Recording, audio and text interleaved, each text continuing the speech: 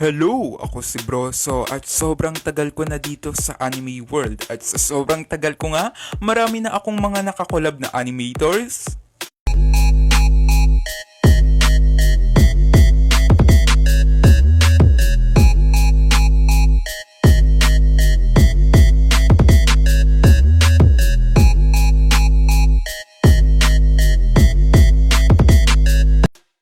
Marami na rin akong mga nakakolab na artists.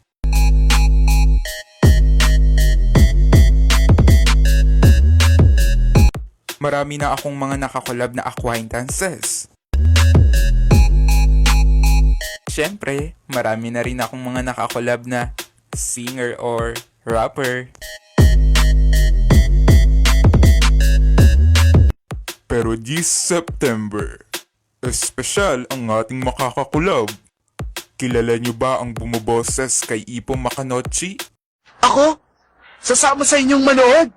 Bakit naman hindi? Total, magkakaklase naman tayo. Para magkakilala rin tayo mabuti.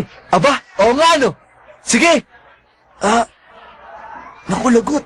Meron nga palang mangingisda ngayon. Kilala niyo bang bumoboses kay Steve Armstrong? Kailangan na natin ngayong mag-vote in. Let's vote in! Nawala na naman siya. Nasaan siya?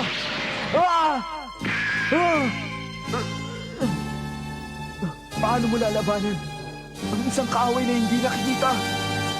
O kilala niyo ba ang bumoboses kay Mario Morer? Ikaw na si Mrs. Kimberly Chayodo. Dala mo na ang apelido ko. Wala nang pwedeng umagaw sa'yo. Kilala niyo ba kung sinong napapakinggang boses sa radyo? Tayong dalawa para sa anak natin.